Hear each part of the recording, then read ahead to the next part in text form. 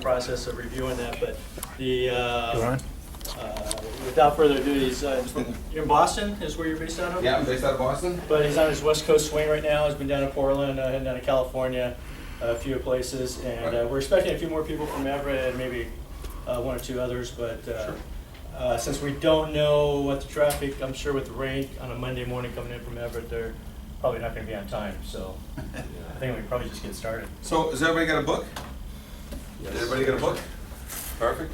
What that is we started the National Farescape Association, and that was because we had started collecting so much information, so much video out there, and documentation that there was no one place to put it. So we created our own little library, and basically, if you go on there to the National Farescape Association, you click in all the pre-recorded classes we've done, and just to give you some that we've done from New England, we've done all the New England states down to Philadelphia, all of New Jersey, Pennsylvania, Washington D.C.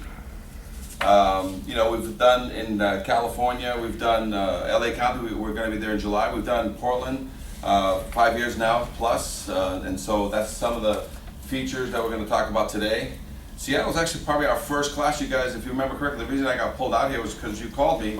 3 guys almost fell to their death on that wood structure that was screwed into the building. And actually, I called you even before that because I was in the process then of like all we had was an information bulletin at the time. And Correct. so we wanted to switch away from that, and so on the web I was just doing a search of places, and lo and behold, I ended up with you. Yeah. So this is great to come back. I'm basically what I'm going to do is show you everything that's going on nationally, and you guys can sort of take advantage of that and say, okay, what is everybody else doing right?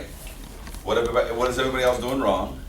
What has been done right here? What has been done wrong here? What has been done right in Portland, wrong in California and everywhere? So the questions really here is not what's the perfect system. It currently doesn't exist, but the fact that it got started is the best part, and now it's going in the right direction. So we need to answer questions for the fire department. We need to answer questions for the building department. We need to answer questions for housing. We need to answer questions for a lot of people. We have to answer questions for the the inspectors, either the structural engineers or the registered architects. We need to answer questions for the vendors who don't know what to do because they think they know what to do because all they did in the past was throw a little welding on it and we were done. And all of a sudden, even though the ideas of what needs to get done is there, not everybody is up to speed on what it is. So what I'm going to do is I'm going to go over I'll go over through all the slides with you. But what you have in your book there, and I'll cover that first so that you know as we get to the pages what has come from all the activities that we've done, and we'll cover today in questions, so prepare your questions. First of all, what you're going to have is a departmental procedures and guidelines, which you guys call administrative rule, correct? So basically, after you read the law, not everybody interprets the law, so you create administrative rules to basically say, this is how we understand it today, and this is how we'd like you to implement it today. So it's an administrative rule. We've done the same thing throughout the classes that I've taught in the New England states. We started working with the state inspectors and say, hey, if you write what's called the departmental procedures and guidelines, and this is mainly for building departments, because in certain states fire prevention runs everything. In certain states, the building department issues the violations. So about 40 states it's fire prevention, 10 states it's building departments. But they're all trying to accomplish the same thing. So what we did is we generified it and said, okay, here's what you have to do. If you're an inspector and you just got a violation, and one of the things we teach for any violation that you write from now on, all you're ever going to write on it is repair it, paint it, test it.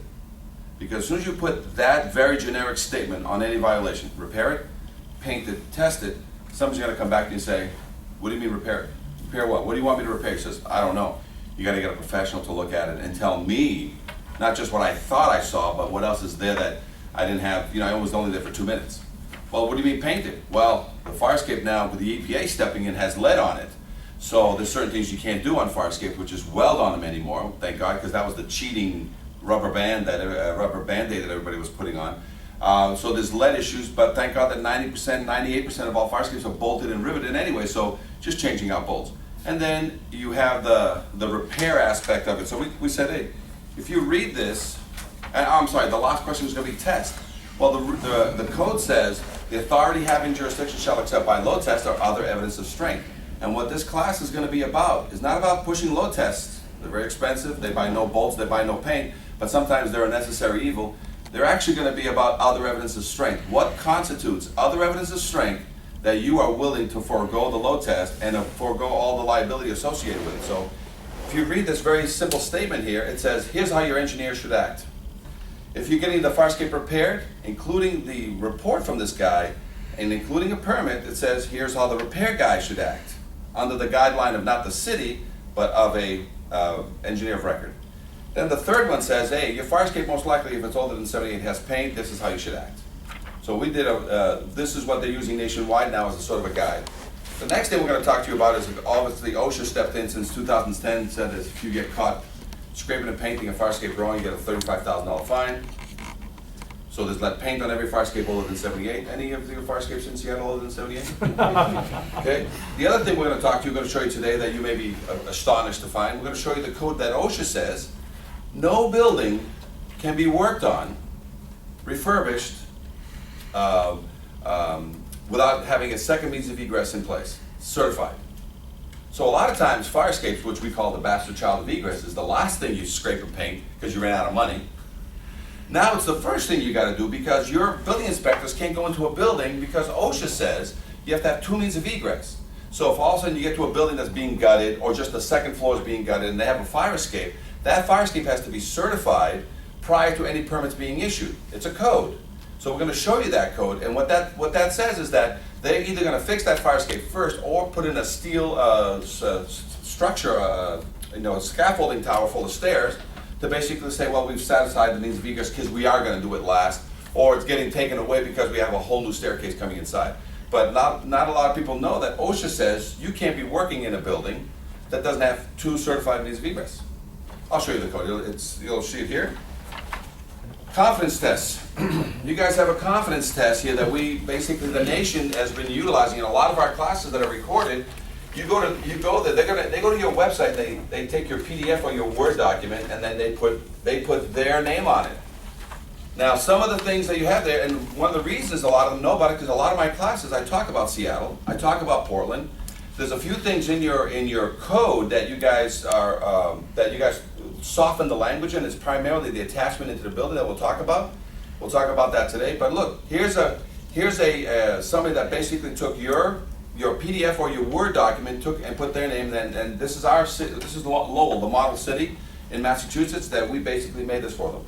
You'll see one more document in there that you guys did not invent, which is Tacoma, was part of our original class with Sue Boxar. I don't know if you remember. Yeah. They created, what you guys should create here also, the yearly test. And if you look at the yearly test that Tacoma made, basically this is not by a structural engineer. This yearly test is made by the management company, and every year when they do that one walk through a commercial building, they have to identify three things, and the yearly test is pretty easy. Is it still painted? Has anybody hit it? And do all the pieces function still on it? And then they sign off. So not a professional needs to examine it. It's called a yearly test. Every 5 years it's structural.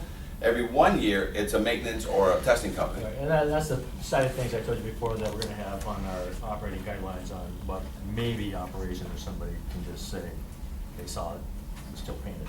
Right, and it could be part of your checklist, just as submitted. Here's a proper examination of fire escapes with photographs. With today's technology, why people are not giving you full photographs of every fire escape inspection attached to your reports. It should be mandatory with today's documents. A lot of times in the building code, when you're touching anything over 35,000 cubic, it needs to have an initial control document. So some of these documents already exist in the code. So here's a preliminary affidavit, and then here's a final affidavit. So a lot of times when it's a small residential, you don't need one of these. But every now and then when you get into a commercial, it's an automatic that a design professional must be attached to that project. So that'll keep a lot of these projects from not having you watch it, this design professional watching it. Repair criteria. A lot of times when you have activities out there, the repair criteria for a fire escape is pretty simple. If there's rust in it, open it up, take the rust out, put a brand new bolt in it. Because you can't imagine how many people leave the rust in there, weld it shut, silicone hide it, so we need to have that. There's some affidavits, and Boston is one of them, where it's all they need to sign is to the best of my information, knowledge, and belief affidavit. That's what it looks like. And that's where all the mistakes have been made. People are getting away with murder on these, what we call opinion letters. And we gotta make sure your confidence tests are not opinion letters. It's nice to have a whole bunch of more questions to answer, but if it still becomes an opinion letter and there's no fear of a load test, see, the main thing we're gonna teach here at this class is that you have load tests in your back pocket. And whenever somebody does not go out of their way to convince you that they've given you other satisfactory evidence of strength, a load test is coming. Otherwise, give me other evidence of strength. So we're gonna describe what other evidence of strength is. Here's how all fire escapes are made. If you look at these drawings, this is all fire escapes. They haven't changed in 100 years. We're gonna show you that most of your masonry connections are only 8 to 12 inches deep into the building. Most of your wood structures is with a through bolt and a plate. That's it. There's no other magical way of attaching to the building and then legs to the ground. So we're gonna cover that so you know how fire escapes have not changed in 100 years. We're gonna talk about continuous path to the ground, catwalks over roofs. We're also gonna talk about a piece of the law that says, you know, the fire escapes, when you look at your building codes, can be no higher, the last piece can be no higher than 9 feet to 12 feet because of trash trucks and such. If you continue reading that code, it also states that you still must provide them a continuation to the ground. It's that you can have the ladder no higher than 9 feet, but then you have to create a guillotine or a drop or a fold out.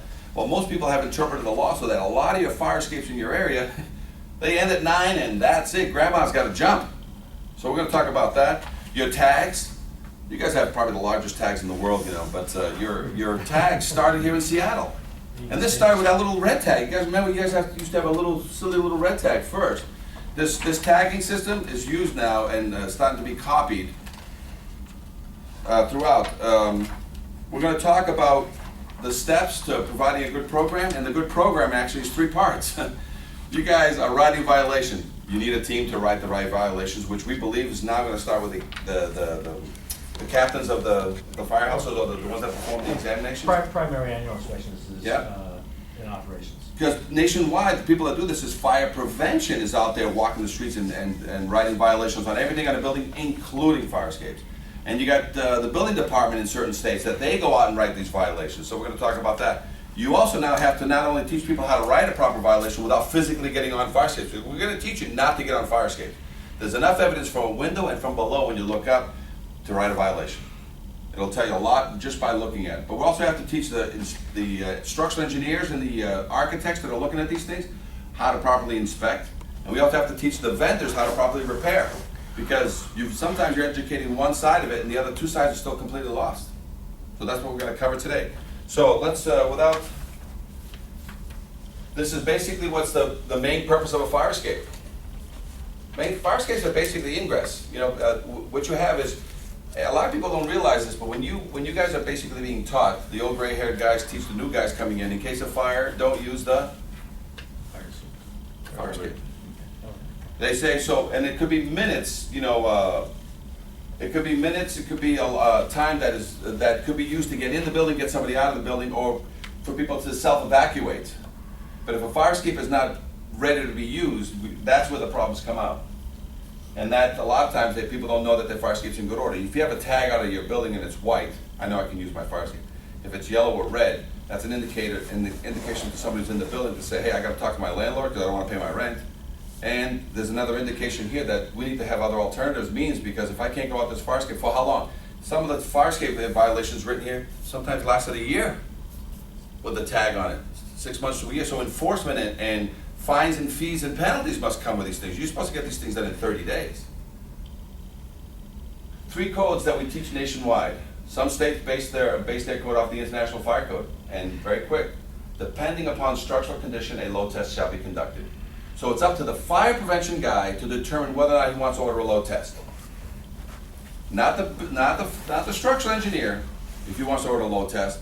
Depending on the structural condition, a load test shall be conducted. The NFPA says it best: the authority having jurisdiction shall be permitted to approve any existing fire escape stair that has been shown by load test or other satisfactory evidence to have adequate strength. So we're going to talk about other adequate strength. Now there's certain states, New Hampshire, Rhode Island, that use the NFPA. International Building Code says that there's testing and certification. All exterior fire escape systems shall be examined, which is your confidence test. Tested, which means you're going to spot repair it and then load test it. So you spot repair any 50, 75, 100-year-old structure here, and you leave behind 1 square bolt. and you take a confidence test, you're receiving an opinion letter, because if that bolt fails, guess who goes to court? That engineer goes to court, but he's gonna fight it saying, I rendered an opinion, whereas you're saying, no, we want an absolute, we want assurances. Well, the assurance for that engineer is to say, okay, I've changed 60% of these bolts, 40% are in fair to good condition. To guarantee this whole structure so I don't go to court, I then load test. As soon as I load test it, I can't go to court because I did what the law says. I spot repaired, and then I proceeded to a load test because I have 50 to 75-year-old bolts that are in fair to good condition. Why am I load testing? Because they're old. For no other reason, they're old. And there's another unknown. We didn't verify this 18-inch thick wall that you guys have here and how it's tied in. Everybody looks at the veneer front and they say, oh, it's spalling and I repack. That's the veneer, that's a piece of brick. That's your vinyl siding. That's all it is. The real structure's inside. I'm gonna show you some insides of walls when we've opened them up. So the load test is to verify the connection into the wall. But there's ways to avoid that, and that's what we're gonna talk about today too. So if you spot repair at the end of this, anybody spot repairs one of your 50, 75, 100-year-old fire escapes, you're gonna pull out your trump card, which says, I'm about to throw a load test at this. The average life of a fire escape in its 25th to 50th birthday gets every fastener changed out.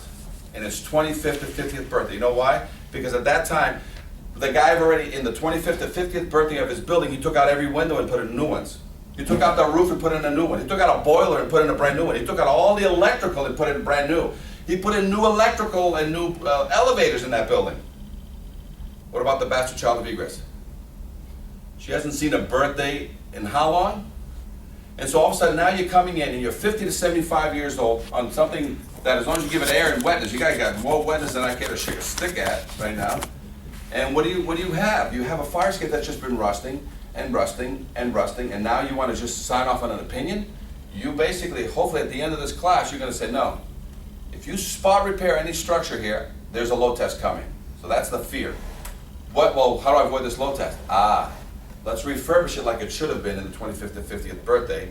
And as soon as you change every fastener, which is going to account for 97% of the structure, there's going to be one unknown, and that is the tiebacks into the building. What do? You want to stop playing with this 100-year-old structure and moving some bricks around and stuff like that? A 3/4 hole, 5 to 6 inches away through the building with either a plate or epoxy. And believe me, everybody I think is going to go through the plating because you guys have the hole inspectors. And if I have to do 27 holes on this fire escape with epoxy bolts, right? You have the hole inspection and the dust test and all that stuff. Guess what's coming? Really, it's going to be just through bolting it in, put it back in place faster. So that's what we're going to be talking about here at the end of this. Now here's the concerns that you guys are going to have that's happening nationwide. But right now, firefighters are taking down the ladders and rolling up the hoses. But earlier in the night, when they pulled up, there were flames coming out of the side of the building. Firefighters say it was one of the scarier moments because when you pull up to a building and you see children and mothers hanging off the side of the fire escape, smoke swirling around them, they said that's scary, scary stuff. They got up there, they got the ladders up, and they said nobody got hurt. The fire escape, there was 3 or 4 people hanging off the fire escape. They couldn't get off. They were just on the fire escapes. I had people hanging in their fire escapes at the rear of the building, and on this side of the building, we had a bunch of people on that fire escape. About 50 people were displaced inside this building. Our firefighters say there's good news tonight. It looks like everybody will be allowed to go back in except the one unit where the fire was in. They said that's good luck to them tonight. I'm Bob Wilson, on the scene of Bridgeport, News 8. 50 people. 3 months later, we got called to inspect the fire escape. 6 months later, they still hadn't fixed it. And why is that? I don't know, you've had, when the program started here, there was tags floating around that some people basically asked for extensions, and it's all about enforcement. So it happens that, you know, the idea is there, let's get it started, but not all the players were set up. The violation got written, the engineers were just getting their feet wet on what to do, the vendors were so used to basically painting and hiding, that's all it was. You didn't fix things, you paint it and you hid it. You know, you paint the work and you hide the problems with silicone, and you bring your welding machine. So, and then all of a sudden, when everybody got their first shocker, and what was the first shocker? I've been ignoring this bastard child of egress for 35 years. How much to fix it? $38,000. I remember, I think it was Yesler, the two 10-story ones that I think was one of our first projects that we ever did here was that Yesler Way, that very tall housing for, room rentals or something right here. I think it was like $160,000 or $190,000 to fix those two. Unheard of numbers. You could paint for a lot less. Well, it wasn't a paint job, it was a full refurb. You know what I'm saying? So a lot of times when you come with these things, you come with some new numbers that are just gonna freak out people. You guys remember the 2003 fire? We got called by random. She was just looking to do a story on fire escapes in the Boston area. So if you guys think you have a problem here, you guys are a fairly new city compared to a 300-year-old city. Now this is, I teach class all over the country. So I was just in Philadelphia a month ago, teaching a class with 50 building and fire. I asked, when's the last violation written? Who wrote the last violation in the past 3 months? One guy raised his hand. I said, who wrote a violation in the past year? One guy raised his hand. Because they're afraid to write a violation that they don't know how to complete the process. I was in Washington, D.C., same room of about 50 to 75 inspectors. One violation written in the past year. Now these things happen, so you're gonna see what, because of that, she thought she was gonna do a 1-minute piece to help people understand that they have a fire escape out their window, and in case of fire, because of the station night fire, evacuate. When I told her that on average, more than 75% out of everything I ever see always fails because it hasn't been inspected in at least 25 years, she didn't believe me. So I gave her a little bit of training, taught her. She went down to the theater district and she started what was supposed to be a 1-minute piece. She came up with this.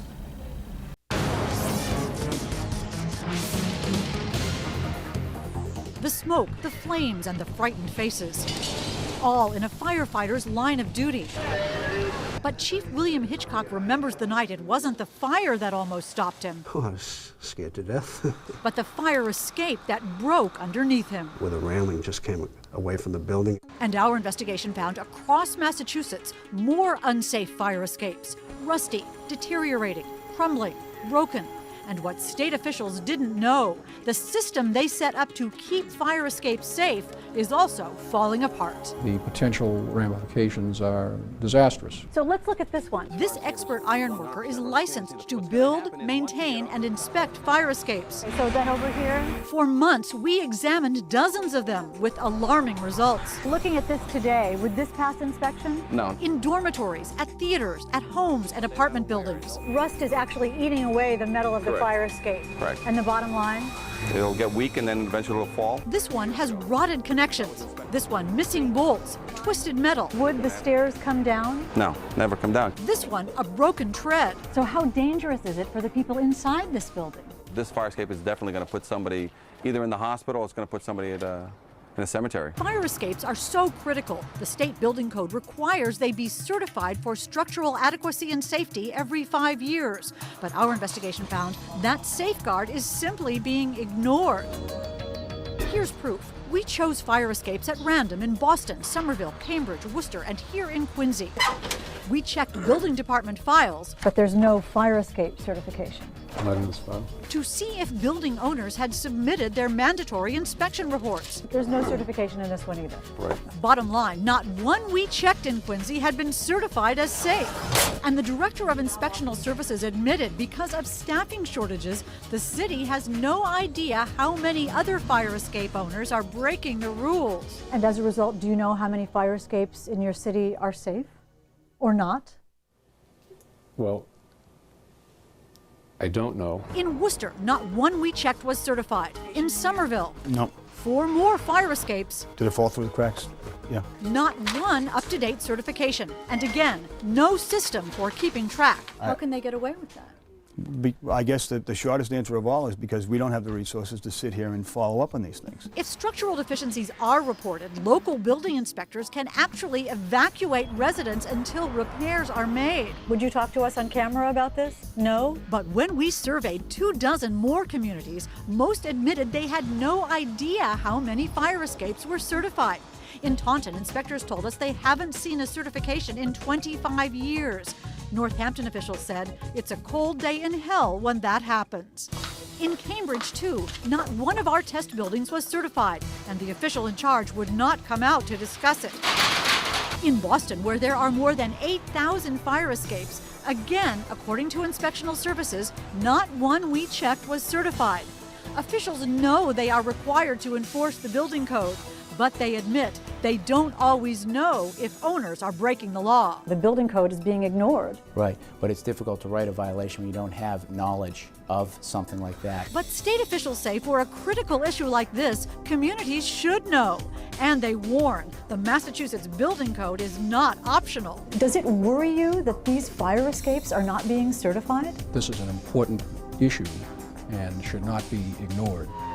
That's because after the smoke and flames begin, it'll be too late to learn you've got no way out. I can't stress it enough, Hank, that these things have to be maintained and someone's got to be watching. As a result of our investigation, state officials will now issue an alert to local inspectors. Meanwhile, if there's a fire escape on your home or office, you can contact your local building department to make sure it's properly certified. In the newsroom, I'm Hank Philippi Ryan.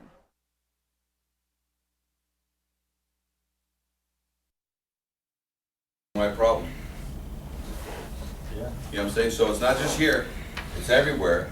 It just fell through the cracks. She was built, solid, and she was supposed to last forever. She is 75 years old plus now.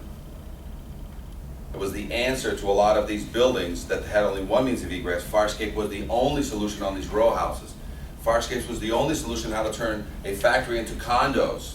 Firescapes were the catch-all for everything. So now, look in the back of your book.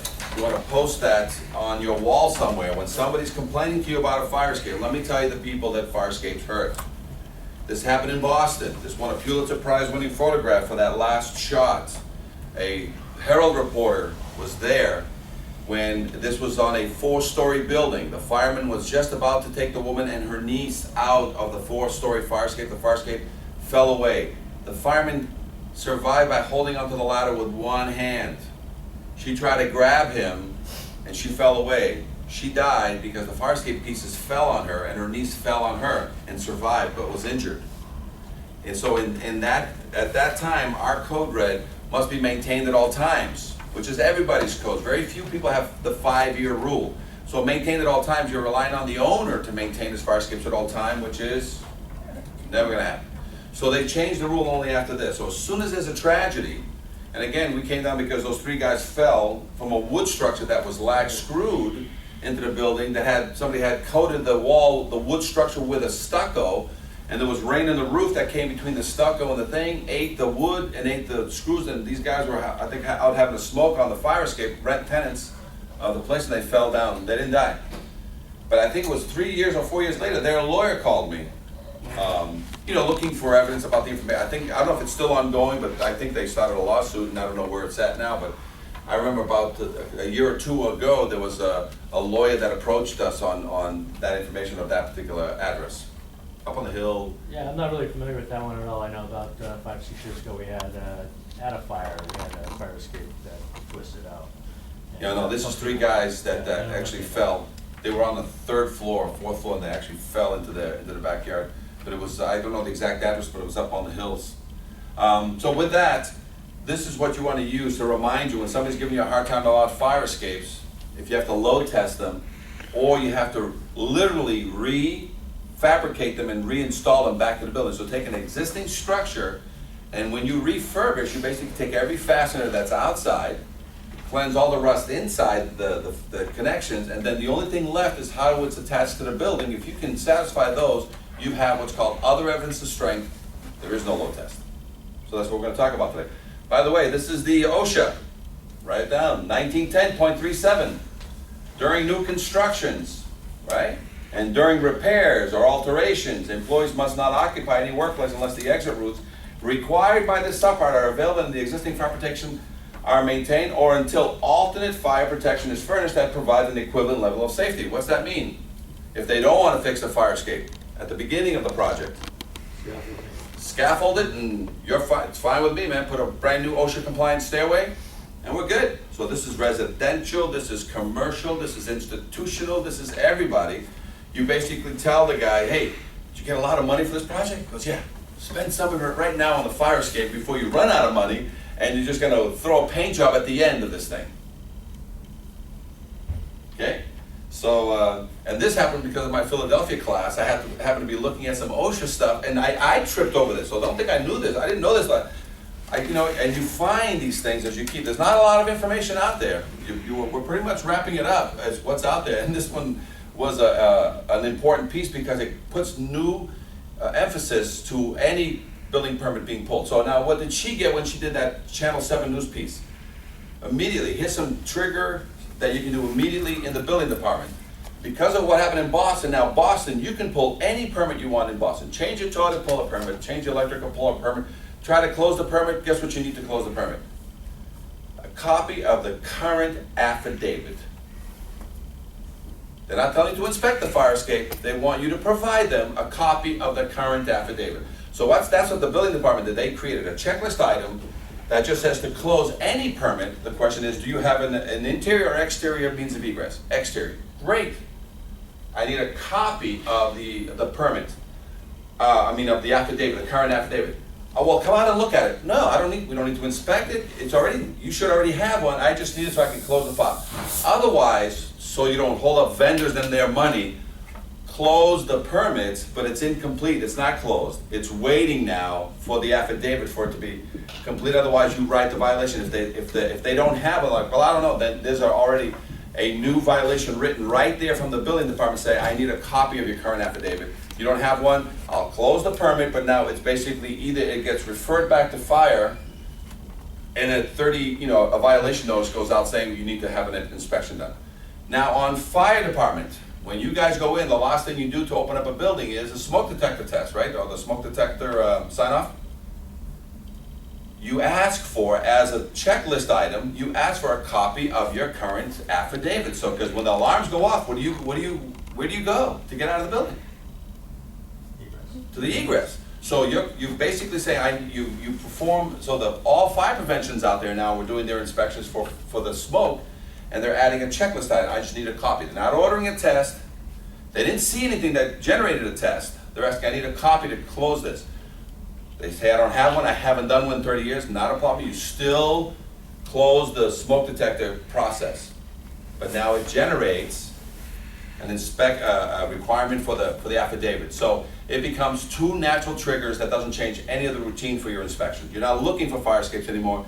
They're happening on permit triggers or smoke detector triggers. Got it? As Jay told me, you guys no longer look at section 1030? Well, no, I didn't say we didn't look at it because the maintenance part of this is fire. And The rest of testing and chapter maintenance. 10 is mostly. Very vague over here. All two-way communication systems for areas of refuge shall be inspected and tested on a yearly basis to verify that all components are operational. When required, the test shall be conducted in the presence of a fire official. Are they talking about radios or are they talking about fire escapes? I don't know either. I found it myself and I'm like, is this a communication? Is this It's like an intercom. So, but I found this under general maintenance of the egress, and I'm asking, it says, it talks about reliability. So it's very vague here. For area of refuge, because that's part of alternative to egress is to get an area, so I guess. No, again, I'm just here throwing things out to show you guys what you guys have. What you guys have is this for fire escape testing. And now 2012, so the new one we're working on is 2012 actually puts in the 5-year testing cycle. Perfect. The one thing that we recommend, and when you see that, and hopefully we can help you out, if you read what we wrote here, it needs a little bit of information that basically says, here's the basic guidelines for an inspector, here's the basic guidelines for a repair guy, here's the basic guidelines for a painting guy, and that's gonna help a lot of people not sort of, dodge bullets, because it's very easy to dodge some of these bullets because nobody's basically educating all facets of this fire escape repair. They're starting at the top, sometimes they start at the bottom, and some people in the middle just get left out of the educational loop. And that's our informational bulletin, that's not our admin rule, so that's supposed to be for the general public. Hopefully, as we revise this, we'll work with DPD on, hopefully do joint information. And what they've done is a lot of times they'll put this on their website, so it's a printable document, or they have it on their counter, so when they get a violation, they have one of these administrative rules, or they have one of these repairs and procedures and guidelines, okay? So here's your confidence test that's pulled right off. And basically, it says, you know, let's get the information going, let's yes and no the questions. There's a general side, there's a structural side, right? But the problem is not the problem, you know, one of the key ones is gonna be, I think, number 19. Because you do, I think it's 14 and 15 and 16. Acceptable to a structural engineer, verify the connections into the building. You know, the only way you're getting connections, because I've worked with a lot of these structural engineers, it was RFA was one. There was only about a dozen guys that played in the fire escape realm in the past 5 years, and some of the bigger players said, you know, they thought there was money there, only to say, no, there's just nothing but complicated headaches there because nobody really wants to do the right thing. When the code is there to enforce the right thing, everybody starts getting into it because there's money to be made. But when all of a sudden everybody screams and hollers, calls the mayor, calls the fire chief, calls everybody and starts basically saying, what are you doing? You know, we have to give you guys some alternatives, because a lot of times this takes 3 to 5 years to implement a plan, because it has to be slowly. And so this permit activity, people are already spending money on a permit, so they're gonna do whatever it takes to close that permit. This thing about the smoke detectors, usually to get somebody to come into my apartment and start renting, guess what they're gonna do? They're gonna do whatever it's gonna take to move things together, slowly inject the process to make sure it's done correctly. But we're gonna talk about some changes that we've made to other groups who use this as a starting point. Well, and that's a question I had, is no matter what we do with building department, fire department, all this stuff, we can put that on the design professionals, structural engineers, do any of those guys really know any of this stuff on how to check for fire escape stuff and the structural? I mean, we really don't have any state certified special inspection agencies. Well, here's the thing. So how do we teach them to do the right thing, I guess? Well, what we did down in some of these cities, and we did this in Portland, we had about 150 guys. We had fire prevention, building department, all the engineers that were inspecting were in the class, and all the vendors working in Portland were in the class. We had about 150 guys in the class, and we recorded it. The second thing we did is, right after the class was over, about 25 guys did a downtown walk around, and we recorded that on what to look like now for fire escapes that were recently certified or recently load tested. And we're gonna show you some of the load testing requirements down there. They don't want 100 pounds per square foot, they want 200 pounds per square foot. You know what I'm saying? So there's some things going on out there that basically they took general knowledge out there that applies to bridges, and they morphed it back to this, you know, we call the bastard child of egress. And it's like some of the stuff is insane, including when you load test a fire escape, you gotta separate all the components.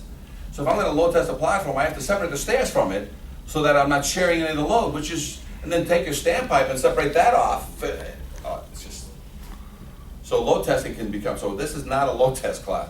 This is a class to say that when somebody doesn't do their job and make you satisfied that they've reached other evidence of strength, you're like, okay, you know what, where's my load test card? And you just drop that on the table to say, hey, we're gonna go to load test so that everybody doesn't get sued. The city doesn't get sued, the engineer doesn't get sued, the owner can't get sued because we performed a load test. But if you provide them other evidence of strength, you can't get sued either. Because if I change every fastener, I reconnect it back into the building, and there's a failure 2 years from now, what happened? It was a product failure. The bolt sheared. Well, who do we sue when a bolt shears? So we sue the bolt manufacturer, because we did what the law said.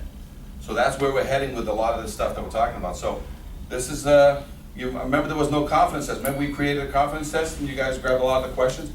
So when we first got here, there was no confidence test. That was, you know, we had the first national confidence test, and now this confidence test, you're gonna see, Portland has a confidence test, LA has a confidence test, New England has a confidence test, and what are they? They're all based off the original questions that we asked to say, hey, no more opinion letters from you engineer guys that say, to the best of my information, knowledge, and belief, the fire escape is in conformity with the state's code, which is basically saying what?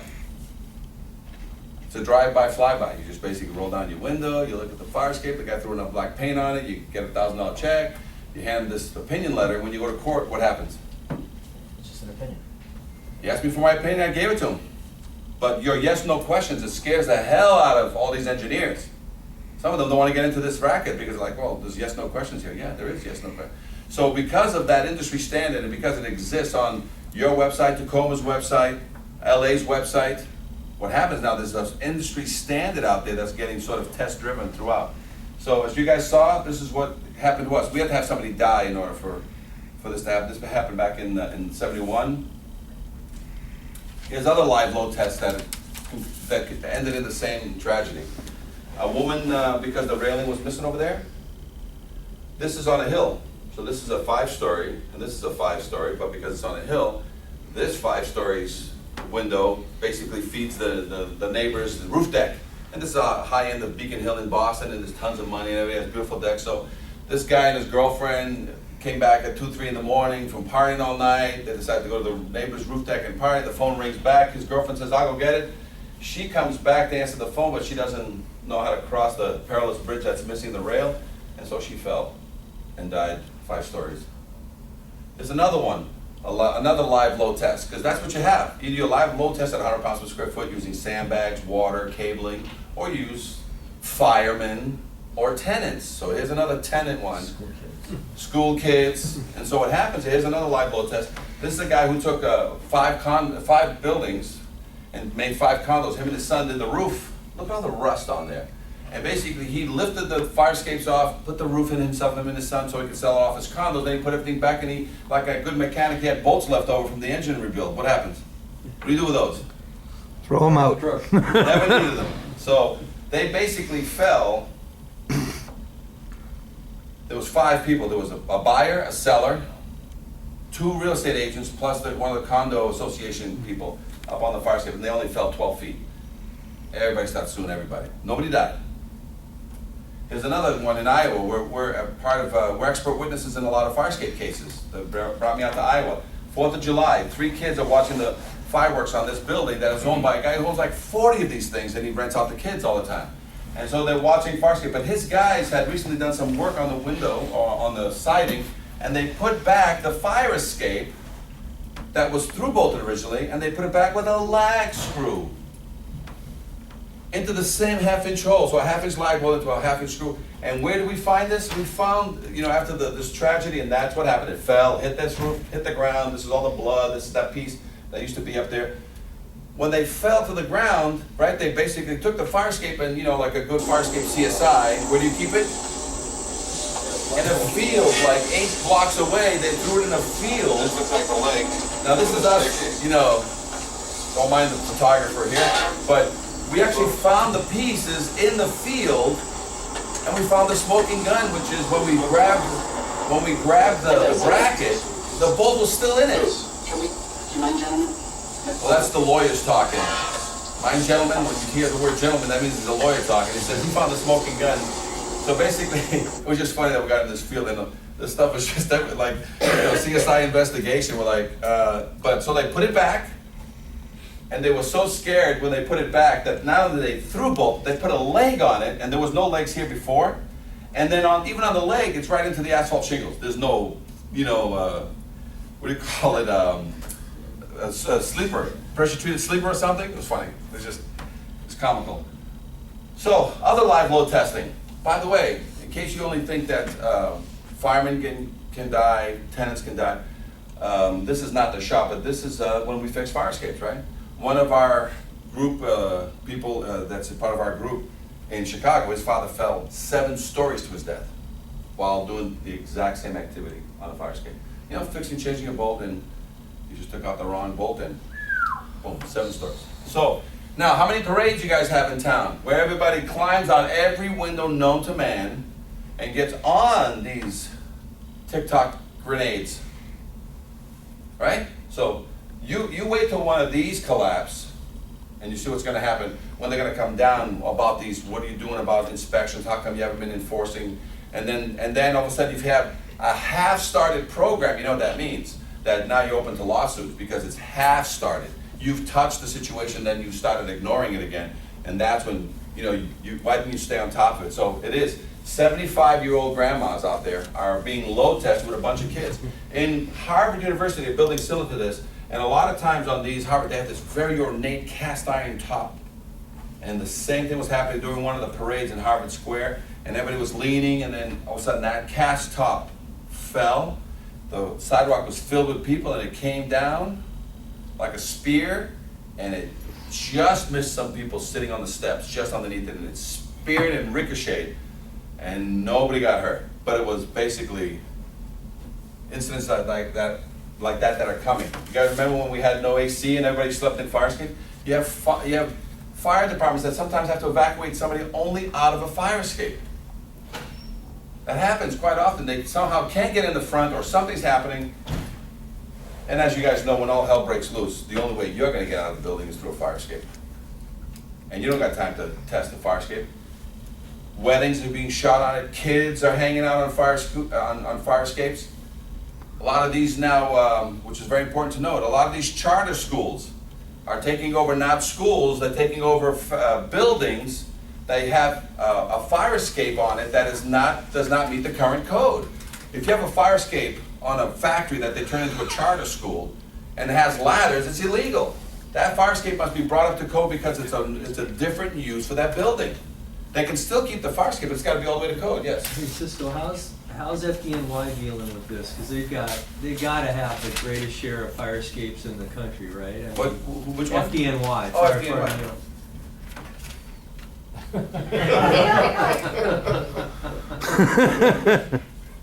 Okay, let's move on because I documented this. Who inspects fire escapes? So it's really about. Sometimes the elephant in the room is so ginormous. The only thing you have to do, which you guys did, and which 5 years ago we started this, is this. That's all. Just and I tell people when you're in doubt, at least lean forward, because if you fall on your face, you fall forward. Just don't lean back, because you're gonna lose track. If you're just lean forward and somebody's gonna kick you in the head, and somebody's gonna come and say, what are you doing? And it's all about money, but it's also about grandma being 50 to 75 years old, and you guys are loading her with life. Tenants, firemen, workers. And what you should have an administrative rule here, it's very simple, that all rent checks from now on are gonna be collected only by the landlords through the fire escape on the exterior of all windows. So everybody just tape your rent check to the outside of your window, call your landlord, say, hey, my check is here. I noticed you didn't pick up the last 2 months, but I'm gonna tape my next check right to the other envelopes. And you're gonna see how many fire escapes get fixed. But sadly, very few landlords die in this situation. So who inspects fire escapes? Engineers. Design professionals, not structural engineers, design professionals, unless you specifically point out that you want structural. And let me point this out. It's not important that you have to, the cure here is not a structural engineer that's going to cure this. Yes, it can be a structural engineer, it could be an engineer, a PE, it could be a registered architect, but it has to have, if you have guidelines already set up, it's not, you might be eliminating a lot of people. Well, just for everybody else's information, that's where Washington is a little bit different. In about 5 years ago, they established the significant building things where a structural engineer at that time had to do anything 5 stories and over. And I think this last not code cycle, but legislative cycle, they went to 10 stories and over. So just for you. So this is going to fall under. You only have a few fire escapes here that are 10 stories plus. It's not. I'm not saying not the structure. The cure here is not structural engineers. The smartest guy on the post here is going to be the structural engineer. But if you have a good confidence test, you have a good criteria and guidelines, there's a lot of people that you can get. But nationwide, here's the people who inspect. Anybody that's an engineer has been signing off on fire escapes nationwide. Architects have been signing off on fire escapes nationwide. You have city officials, which everybody thinks every time you walk anywhere near their building, you sneeze near their building, they say that you did an inspection and everything's fine. So they think you guys are inspecting fire escapes. And we have fire escape inspectors. There's only 2 licenses in the country that can inspect fire escapes, right? And this is how sometimes, like you say, we're still playing catch up. In Boston, a G3 license allows me to sign off on a fire escape, okay? And a structural engineer to sign off on a fire escape, a G3 license. That means if I'm an ornamental guy where ironworks and railings and window guards, and you fix fire escapes and build them, you can inspect them and sign off on them too. So, any room for error there? Yeah. In California, you got a Reg 4 license put up by the fire prevention. Now, it's 100 questions, $1,000. I got to get at least an 80, and I'm a fire escape tester. assemblies. The fire department has a basically certified technician test. Exactly, part of their regulation 4. So I recommend you guys look at that because they regulate everybody down there. You know, sprinkler guys have to go through that testing. So regulation 4 in LA, it's a great model to copy. Reg 4 they call it, right? So I had to pass the test with an 80, pay my $1,000 every 3 years. I had to also go down there and walk the fire escape and do an inspection and then fill out the paperwork correctly. They just recently, surprise, surprise, put in a confidence test, documentation, yes, no questions. But we didn't get an invite to the parade or anything that came from that. But so there's only 2 licenses out there that can inspect. In Boston, I've been inspecting for Harvard University for 15 years now, all 375 of their fire escapes. And they can afford all the engineers in the world, yet, you know, I'm the engineer of record, not the engineer of record, I'm called a fire escape engineer, not a structural engineer. Just like you'd call a train engineer or a sanitation engineer or a landscape engineer. There's lots of engineers out there, building engineer. But there's a license, and there's only 2 licenses in the country, Massachusetts and LA. And in some states, they don't allow us to cross over, so we have to use a PE from that state to countersign a lot of our inspections. Got it? This fire escape, pass or fail? Fail? Well, the reason I got called out on this fire escape in Fort Lee, and believe it or not, this building was the Hollywood of the talkies time. You know, the silent pictures. This is where it all started when everything was a silent movie era, and then the talkies started there before everything came out to Hollywood. So the secretary called me and said, "Hey, I got a letter from an engineer, and I don't believe it. You know, I think there's something more wrong with this fire escape because somebody fell through it during a police night investigation. The cop fell through one of the stairs, and so that's what's prompted this violation." And this is the letter that he wrote. He says, "Fix these 4 things. Fix a bend in one of the platforms, put that stair back, give it a scrape and paint, and I'll sign off on it." We did an examination, and we basically, look how tall that thing is, we condemned the fire escape. It could still be refurbished, but it was condemned because of all the rust. And when I did my hammer test, right, there's another one I did in Chicago. This is like, I think it was 150 apartments in this big factory that got converted into apartments, into condos, not apartments, condos. And they wanted just a paint job price on this thing. So I said, let me walk it. You have the engineer's information. Yeah, here's the information. When you read his document, it says scraped and painted, and not anything about structure. I'm like, let me just walk it. So I walked it. Now, here's the king. Most fire escapes have a bracket underneath.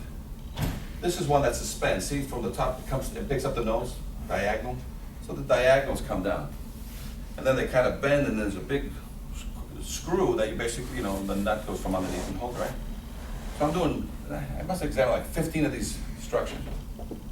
This is what I found to the naked eye. And I said, I could pull bolts out with my hand. Look at the through rod. This is my rod coming down. Look, and there's a nut, there's an angle here, and there's a nut underneath, and this thing's all rotted out. There's the nut underneath, the thing's all rotted out. On all of them. And they just wanted a paint press and says, are you, who's this engineer? And a lot of times it's one of those things, like you just said, is anybody teaching the inspectors on what a proper inspection is? Because a lot of times you'll call a very nice firm and a representative that has all the credentials in the world when you're looking at buildings. But when you give them the Bassett Child of Egress as a job, you know who he sends? He sends the guy that's, makes photocopies. He gives this job to somebody because nobody wants this job. Nobody wants to go climbing up and over fire escapes because they're a deck of cards to begin with. And the last thing they want is basically soil their hands with, this is trash. So, and they can't make any money on it because you can't get the sexy $3,000 to $5,000, the $10,000 to $15,000 oversight package. You can't make 25 grand, you know what I'm saying? You jump $2,500 on this thing and they start calling the mayor. They're calling the fire chief saying, what's going on here?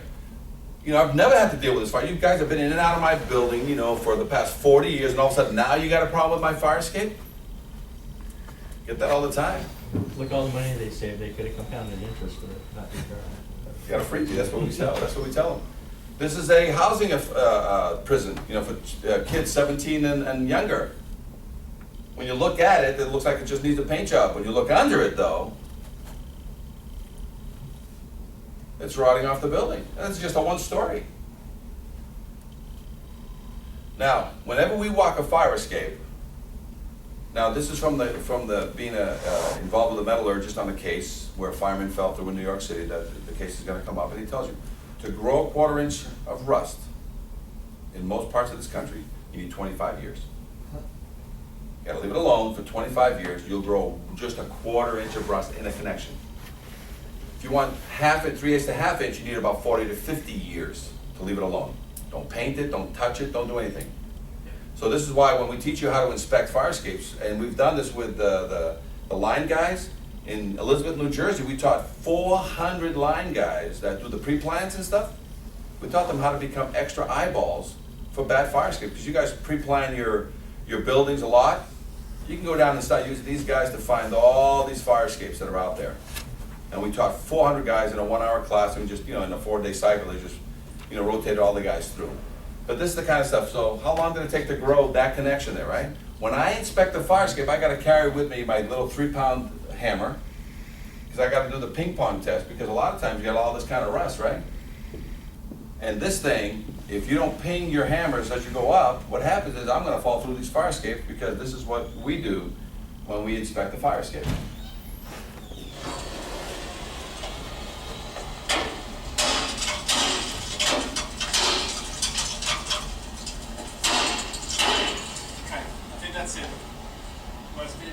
So all that's not a load test, that is a safety test.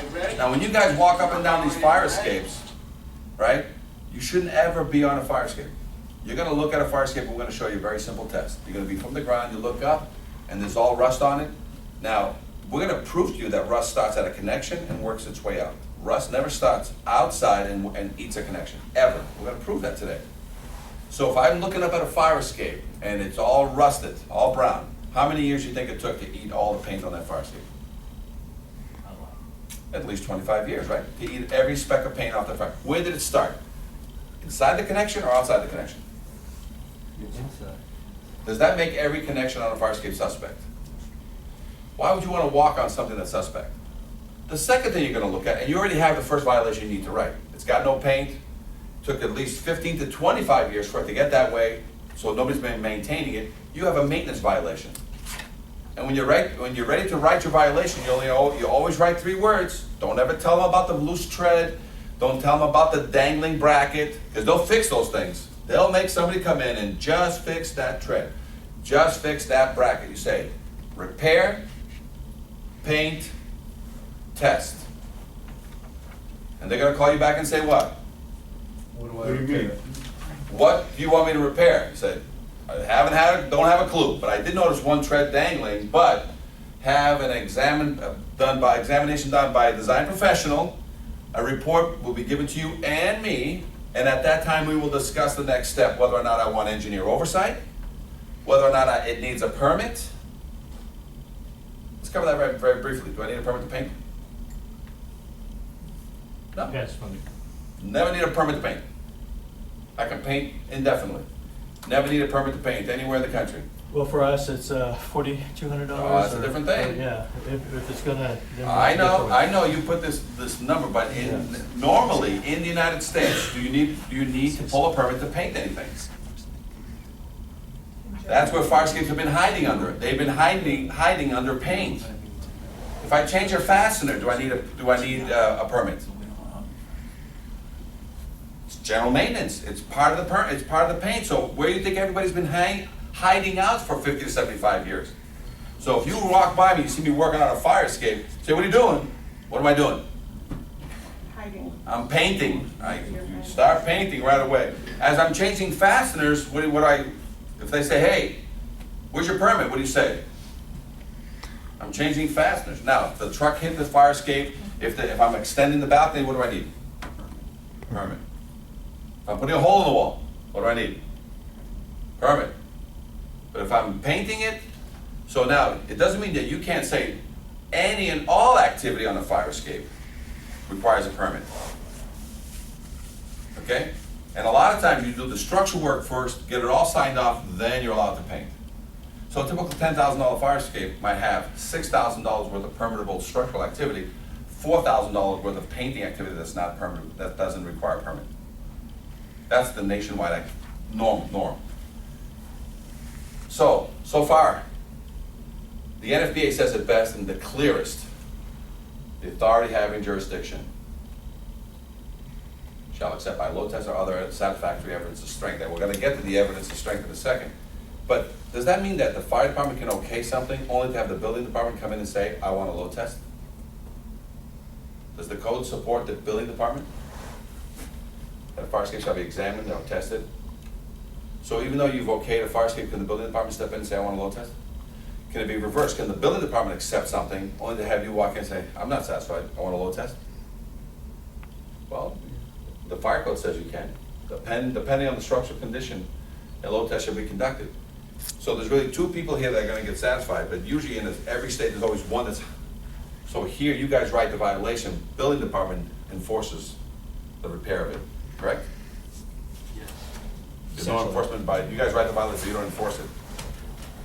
Go Form 6, right, Jim? Yeah, so we can rewrite it up, but most cases it's gonna be need to get a permit from the building department, then they gotta get signed off by the building department. Right. There's basically two layers of the initial violation. Right.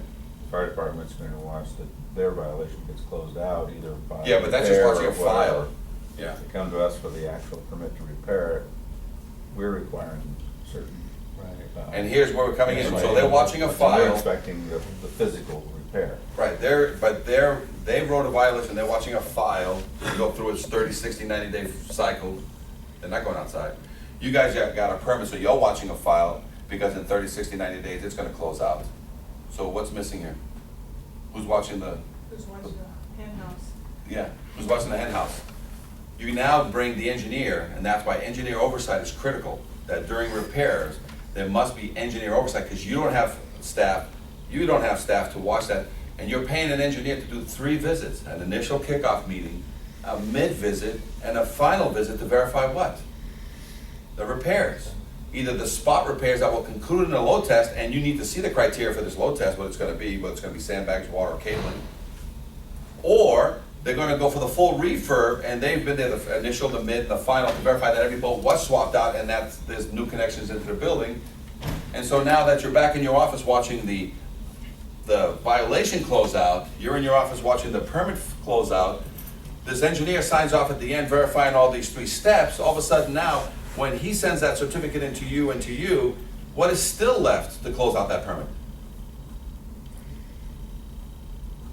A building inspection walkthrough to inspect the fire escape or close the permit?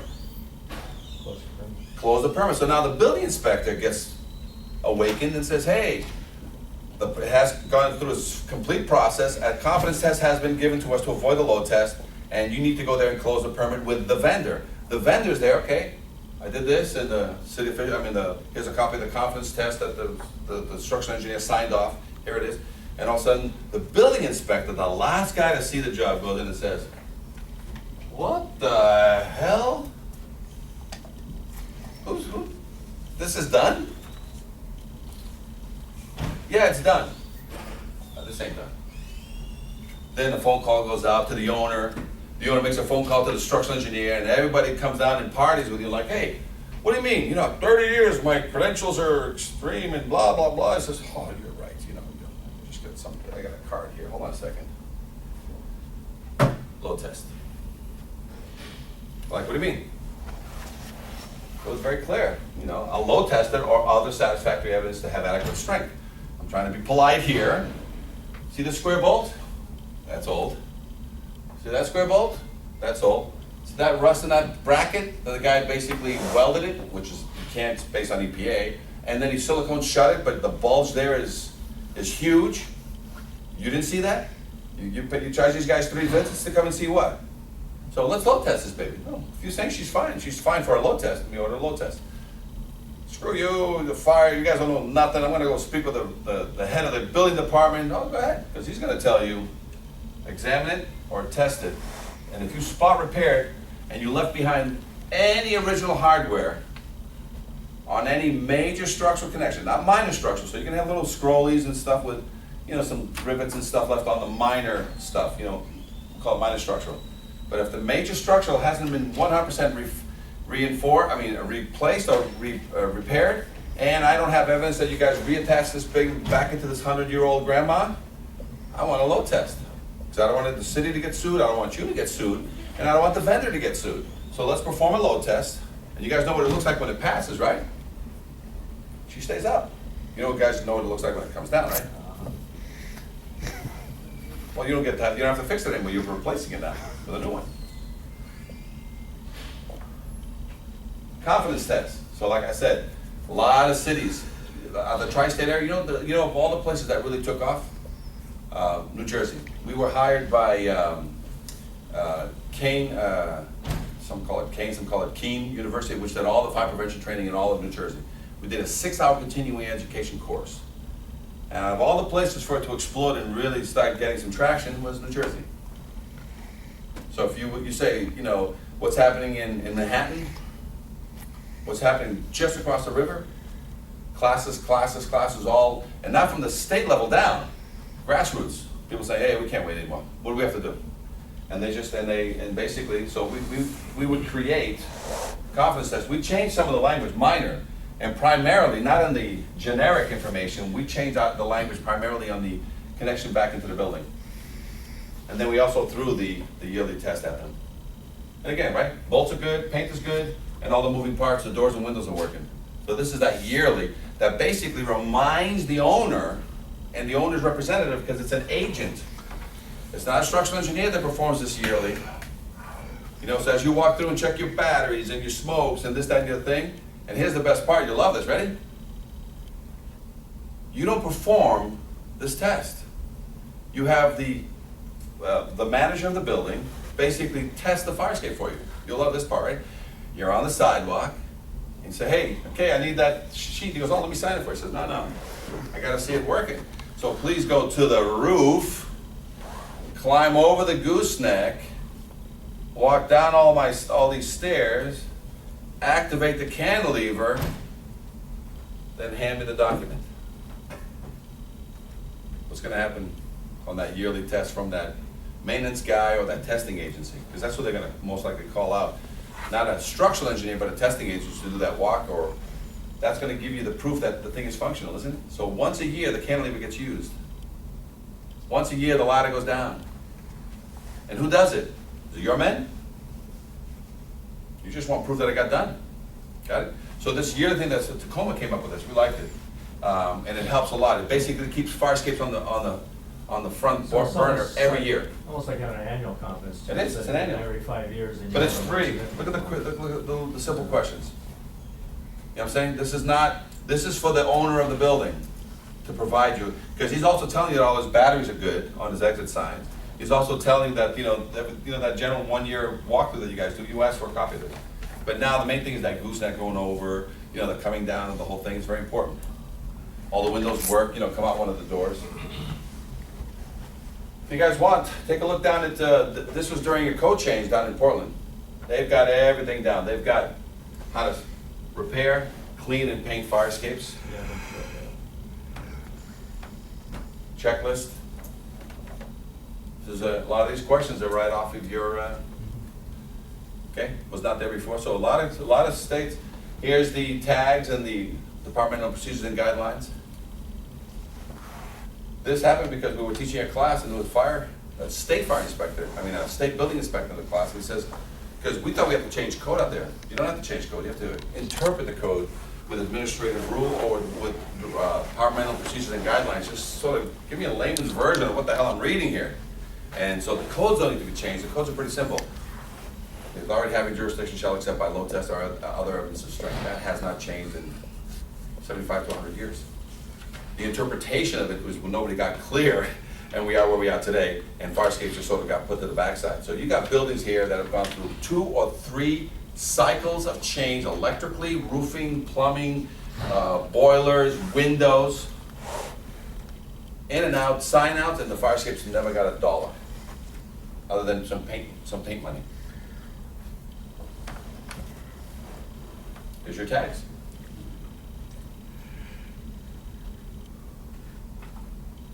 This is a 8.5 by 11 tag.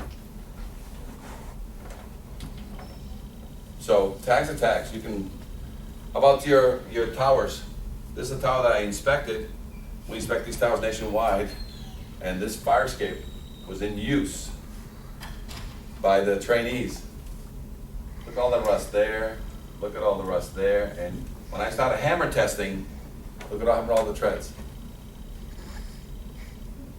So a lot of times you guys are writing violations out, and you guys forget to check your own backyard, and a lot of your training towers, and they all have fire escapes because that's what you run across, are all rotted on the side of the building. It takes 25 years to grow a 1/4 inch of rust. How many years to grow this? Where this is a veterans home up on a hill in the Boston area. So if the war didn't kill you, Agent Orange didn't kill you, the fire escape is going to get you on the way out. Trash trucks, moving trucks, they whack these fire escapes all the time. And when fire escapes start falling like this by themselves, you know how many years it takes for you to ignore a fire escape and the treads, just through sheer weight of the treads, start falling? These are housing complexes, people, tenant, HUD or Section 8 housing. By the way, that last picture was a city hall, and there was treads missing on a city hall to the 3rd floor. This is a great case study. This is an actual fire escape that I bring to show and tell. I had this fire escape, and I was able to save it, a section, and use it to show all the wrong ways to fix a fire escape. So this is a fire escape buried in the ground. By the way, this was in an elementary school in use, and we took it down during Christmas vacation week. But it was used every day by kindergarten through 8th graders to get to the recess yard. Every day this fire escape was in use. It was 4 feet across, and we shrunk it down to a 2-footer.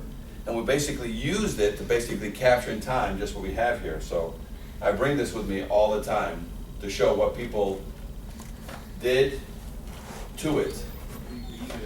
And this is typical. When you got rust in the connection, weld the nose. And not by your certified welder, by Joe Welding guy who knows how to melt a rod. Not weld, knows how to melt a rod. Got it?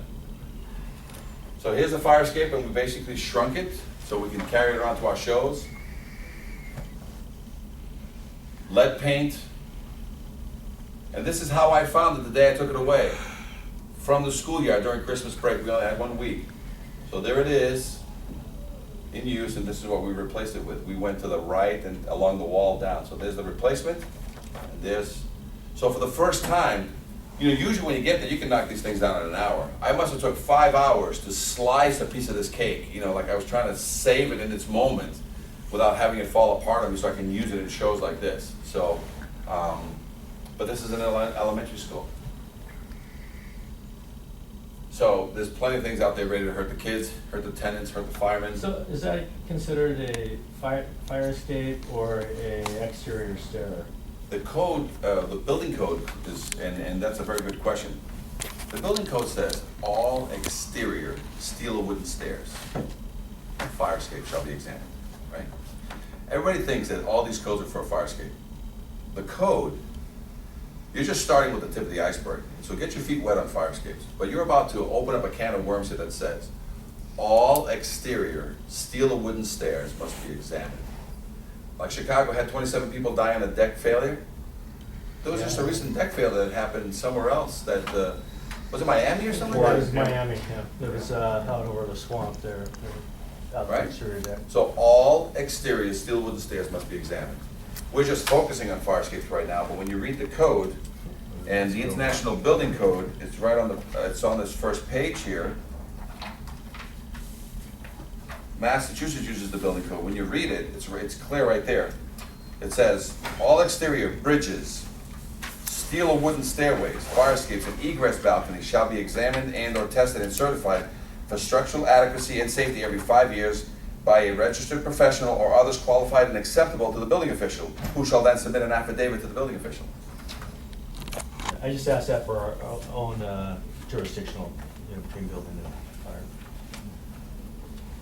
So that took about 25 to 50 years to grow that. So unless you guys all plan to issue a hammer to everybody.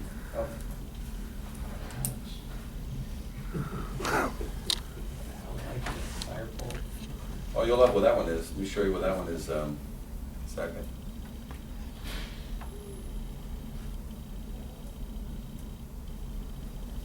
The point I want to make is just be careful of this. This is why we're going to teach you not to get on fire escapes.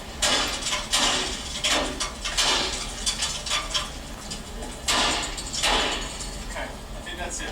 Got it? So, where is this? Rutgers University. And I don't think this is a frat, but basically, there's got to be some students in that. Is that fire pole? It's a fire pole. It's the only fire pole fire escape I've ever seen in the nation. I've never seen it. Have you guys ever seen a slidescape? Yeah, I've seen pictures of it. We examined the 12-story slidescape in Elizabeth, New Jersey. What a ride. A pool? I'll show you that one. So it's part of the show. I'll show it to you guys in a second. So you guys, this is that thing in Bridgeport, like I said. This is a big complex of apartments surrounded by fire escape. The most important part here is that all the ladders jammed, nothing was functional, and all the people were stuck on a fire escape. And this is the critical photograph. This is from the news piece now. This is an 8-year-old girl. How many of you have taught your 8-year-old daughters, granddaughters, nieces how to, go on a fire escape ladder? How many? Because it's trapped up there, 10 to 12 feet. How many have you ever taught how to an 8-year-old how to jump 8 to 10 feet? Oh, by the way, there's going to be a fire behind you, and all death is going to be surrounding it and yelling and screaming. So this is the important part that we have to get here, is that they have to be functional so people can self-evacuate. Whether you guys show up a minute, 10 minutes, or an hour late, it doesn't matter. Fire escapes, the first step is for people to self-evacuate. Then the problem is yours. And you guys can just surround and drown, or you guys are going to need it to get in, or you guys are going to need it if all hell breaks loose to get out. The last thing you want is a fire escape taking you when you thought you just got away to safety. But right now, firefighters are taking down the ladders.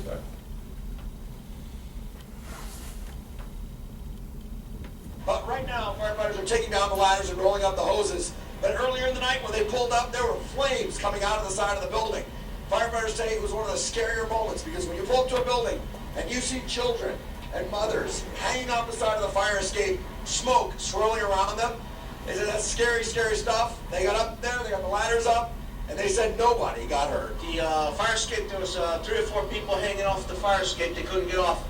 They were just on the fire escapes. I had people hanging in the fire escapes at the rear of the building, and on this side of the building, we had a bunch of people on that fire escape. Well, about 50 people were displaced inside this building. I'm on a firefighters say there's good news tonight. It looks like everybody will be allowed to go back in, except the one unit where the fire was in. They said that's good luck to them tonight. I'm Bob Wilson, on the scene of Bridgeport, News 8. So, what did he just say at the end there? He let everybody back into the building? Except for Except one unit. Back into the very building that doesn't have operational fire escapes? That's the good news? They reset the mousetrap? Right? So, like I said, 3 to 6 months later, we were involved with this case, and we didn't, even though we were involved with the case and what needed to get done, we gave them a very thorough inspection of what needed to be done. We gave the fire marshal and the fire inspectors all the information they needed. You know what came of it? Nobody knows. I don't know, because the information was just too hot to handle, and to this day, we've never got confirmation of what ever got done there. But I'm pretty sure what got done there was a paint job and silicone. And that was 6 months after this fire, when we got the initial call. And what happens on these things? A lot of times, this is what we're going to be talking about. This is information that we got from a Chicago building, I think it was 20 plus stories. The initial investigation showed that it was all fine. They gutted, they spent millions of dollars on the inside of the building. But the one of the architects says, I'm getting a lot of rusty tiers. See these rusty tiers? That's an indication that water's inside the building and it's working its way out. And when you look at the structure on the outside, see how solid it is, but then look how withered it is. See how solid it is, but then look how withered it is. See, withered, solid. Now, a lot of people don't realize that the veneer on a building is what everybody caulks and paints, and just seals up. They don't realize that the parapet wall has been feeding, because right between the real masonry wall, 2 or 3 layers of dirty brick or block, is what's really taking the attachment 8 to 12 inches deep. So what happens when the water gets back here, it eats the steel. And then it gives you an indication, because that 3/4 space between the veneer, held by these little tabs that hold the wall back up against the building, is where all the parapet wall is sending the water down year after year for 100 years. So if I was to load test this fire escape, what do you think the result would be? Got it? So you have some unknowns here, and only when you spend $300 to $500 per wall, per section, by a masonry company to come in there and touch these 100-year-old buildings and open up the wall and look inside and see what you really got. Or if I take a hole and I leave that alone, let sleeping dogs lie on the whole 100-year-old granny, and what do you put next to her? Put a cane. Say, hey, Granny, we're not going to operate here. We're going to leave it alone. We see evidence. We see rusty tears, dragon's teeth we call them. We see rusty tears. So what we're going to do is about 6 to 8 inches away, we're going to drill a 3/4 hole all the way through the building, and on the inside we're going to put a plate, and then we're going to mechanically fasten back to this baby. And we're going to leave that alone. And whether it's at 100%, 66%, or 32%, we don't care. Because to satisfy this crazy inspectors here in Seattle, we need to provide them other evidence of strength. And this unknown in the wall, I'm not going to spend $300 to $500 per wall when I can spend $50 to $75 per connection. And I was going to use epoxy bolts into this, porous old 100-year-old wall, but you know what? Those hole inspectors come out with very long fingers, and you know what? I'm just going to through bolt. But you can still do the epoxy. I'm just playing the game, but because sometimes on the inside of the wall I don't have access, so it has to be an epoxy. It has to be the hole inspection. No big deal. But you epoxy it, or you through bolt it back into the building. And then the 97% that's outside, every fastener, every rivet got replaced or reinforced because it was in good to excellent condition, and there was room for another equal-sized bolt next to it. Got it? So this is a concern that's not happening. Your confidence test that you guys have been getting back in the past years has been opinion letters, because they've been giving you an opinion based on the veneer inspection. Does it look good? Does it look satisfactory? Yeah. Look at all these buildings. That a lot of them, the veneer is still in satisfactory condition. And if there was a little loose mortar, it was the loose mortar around the veneer. No one, I have never seen in all my times here, anybody inspecting beyond the veneer. And that's why you have to load test it. Or do everything possible to avoid the load test. That's what they're doing in Portland. They say, hey, these load tests are insane, they're crazy, they're $20,000, $30,000, depending on the structure. But if you eliminate, you reinforce the structure, there is no load test. There's another building, C-channels. And the reason why they opened this all up was not because of the fire escape, it's because they had a bulge in the wall unrelated to some ACs in the window that were feeding water into it, and they created bulge, ice jacking and rust jacking. When they opened it up, look at all that. Load test that, what happens? Because that's what a load test is for, is to test the unknown. So you start load testing after a while because of age, simply because of age. So why don't you just reset the clock? Because a lot of times the member of steel is good. The connections is what gets shot. So if you can just reinforce all the connections, take out all the rust, seal them with 50-year silicone. Now you've done connection management. You've negated the wall connection by putting in a new one. Now what do you got left? Paint jobs. You've sealed all the connections from intrusion. Now as long as the client keeps painting his fire escape, what's going to happen? She'll always pass the 5-year. She'll always have other evidence of strength. But then when you hit the 15, 20, 25-year range, you're going to order a load test? Yeah. Until they do what? change out all the fasteners again, and do what? Reset the clock for another, and maybe by then these buildings might come down, because remember, these buildings are not supposed to be here more than 75 years.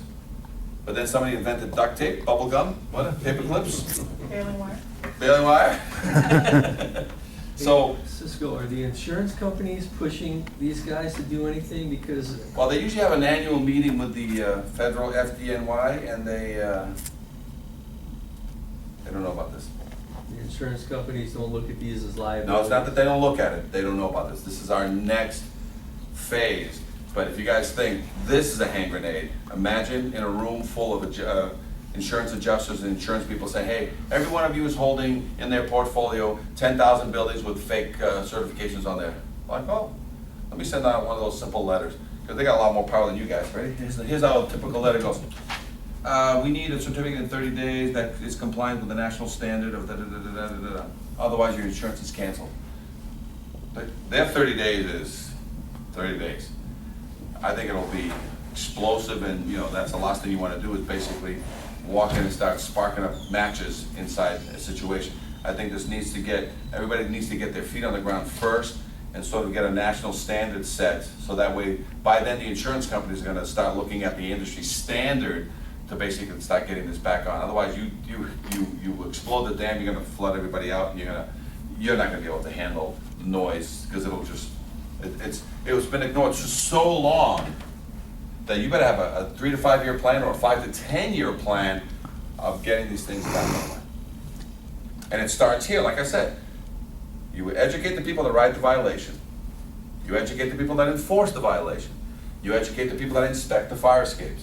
You educate this was the perfect storm of stupidity, by the way. That's what happened here. Bastard child of egress, nobody gave a hoot. And it just kept going and kept going. Then all of a sudden, grandma had 75 years. So we tripped over this. You know what I'm saying? And you guys know that this is sort of a peekaboo of what's happening on our national side with bridges out there, right? And everybody's just starting to touch that thing, but it's a national problem. But it's ready, because everybody has all the infrastructure ready to build new bridges, full refurb, put everybody back to work. They never mention fire escapes. And this is what keeps tenants alive, firemen alive, except the landlords, which is their mail, the checks mail. So as you can see, this is what our concern was when we worked with Seattle in the beginning, but everybody was still in the opinion. So Seattle is still in that opinion that these confidence tests are coming back, but there's still opinions. And you go to a lot of these fire escapes that you're currently holding certificates on, and all the original rivets are still there, original square head bolt. Some fasteners were changed out, but there was never a theoretical attack. And I'm telling you, you spot repair a fire escape in Seattle, a load test is coming. You fully refurbish this 75 to 100-year-old grandma, no load test. So that's the standard in the nation. Everybody just walks out of one of these classes saying, I only got 2 options. If I see a spot repair, I don't see an engineer going out of his way to, convince me that he's got other adequate evidence of strength. I'm just gonna keep pulling the load test card. It saves everybody. And it finds these things. Because when you load test a fire escape that looks like this, here's a load test we did in California, 10-story. And this is one of the first things they wanted us to do, is to verify.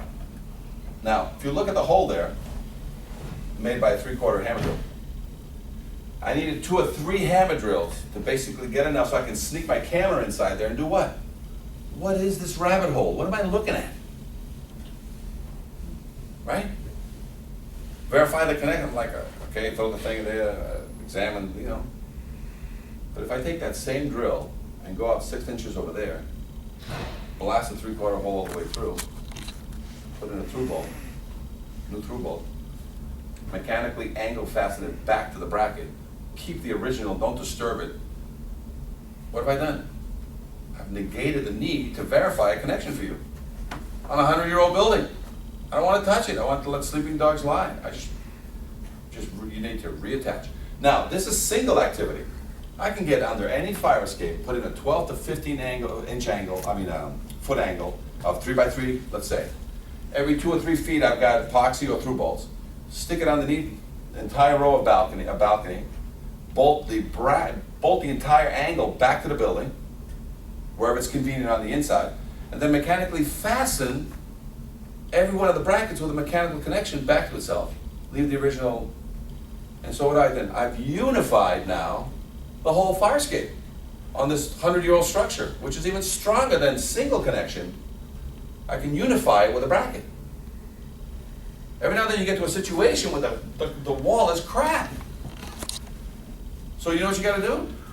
You gotta leg it to the ground, up against the building on the back. You put a leg up against the wall, mechanically fasten it to every floor, all the way down to the ground, then you put it on a sono. The outside nose of the fire escape, put an angle on the nose, all the way down to the floor, on top of a sono. This is a freestanding structure. I don't care about the wall, which is a piece of crap now because it's bulging and it's doing one of these crazy things on you. Because in order for me to load test a fire escape, what must you pass? You must pass an envelope study that says your 100-year-old wall is ready for my 100-pound load test. And by the way, if you follow the guidelines of Portland, they don't want 100 pounds per square foot, they want 200 pounds per square foot. Do they base that on anything, or is it? Yeah, I know they base that on. They base that on, again, load testing bridges and all this stuff. So that's an industry standard load test requirement of almost like double load testing, or exceeding what it was built for, double it. So they took a national criteria for load testing, not fire escapes. Okay. And they say, oh, you must build this thing to basically get 1.67. Of the load. So if it's 100, you got to go 167 pounds. So they round it up to 200. So when you ask them where they got this information, they're going to tell you, oh, that's how we load test bridges. So we just morphed it back to these baby fire escapes hanging on these 100-year-old walls. So we're really pushing the other evidence of strength all the time to say there is alternatives. And the alternative, and the last alternative is, this thing's crap, this wall is crap. So we're just going to leg it on the back to the ground. We're going to leg it on the front to the ground, put it on sonos. It's a freestanding structure. The building can burn and fall to the ground. The fire escape would just sit there because you just put legs. That's the final solution. Okay? On some of these, when people are like, oh, my wall, and I don't want to do a $25,000 envelope study of my wall and check the porous, whatever, you're like, don't worry about it. Like a freestanding leg to the ground fire escape. You got it? So just put it over there. You start implementing that, it's other evidence of strength. No more load testing. This is what it looks like inside of the rabbit hole. Got it? You know what you're looking at, right? Through bolts into the building. Got it? So this is us load testing. 3,000 pounds per platform using a 7,000 pound truck. Measurements before. You know what the deflection can be? No more than 3/16. 3/16. So we started load testing to this of an inch. So we started. You have to do measurements before, measurements during, measurements after. That's why we're doing all these things, right? And I'm like, nah, this thing's gonna deflect like an inch, It doesn't.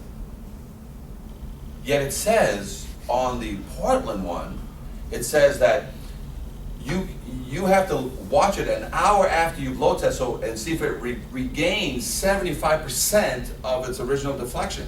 And I'm reading that, I'm like, well, that's contrary to what we did in California, because when you load tested it, there was no deflection. There's not, you're not seeing the. And I'm like, but when you deal with bridges and such, they're made to deflect. When trucks and stuff go over, there's always that, And I'm like, so it's so brand new as far as who's really going to work out, because you get the mix of, extremists that want to basically load test it like they're load testing, the rocket ship to the moon, and then you got the other guys that are just eyeballing it and saying, what's all the big noise about? And then you got you guys, other test rats, to basically see what all the craziness is going to come from it. So here's a load test using cables, and that's very simple. 10-story building, right? And this is us lifting the back of a truck. He's underneath. We're testing the 9th story. A cable all the way up, and we're testing it for 3,000 pounds, and we're using this little load cell. So where's all the information come from? Is there like this, structural engineer standards or handbooks? Doesn't exist. Or something, because for us to start requiring things, that's why I want to leave it up to the engineer or the licensed professional Because for me to start saying you have to do this, this, and this. It doesn't like, exist. That's why we started the National Firescape Association to say it doesn't exist. What struck me about that guy, standing there putting a load on the truck, nice hard hat. See, I knew he was gonna pick on that. He was doing the 9th floor. He was going through all So the he'll have floors. time to bail out of the way of it. Well, that's true. No, we basically on this, when you'll see on the Firescapes, we basically have to tie that platform has to tie off to the one above and has to tie off to the one below. In case there is any failure, you use the other structures to hold on to it using cabling. So that's where you walk up to a site, you bring 5,000 pounds, you put it on the ground, then you start lifting this 5,000 pounds off the ground. You know what I'm saying? An inch. And that's how you put the load. Instead of bringing these bags up there, so that's one way. Water bags or sandbags on each floor, or if possible, you do it on the ground. You put the weight on the ground, you start using cabling to do that. This is one we did for Harvard University in Cambridge.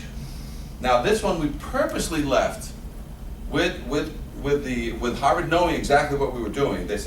I said, can I use this as a test model? I want to fix this fire escape, change all the fasteners except the very top part, and now I want to load test it using 50-pound sandbags.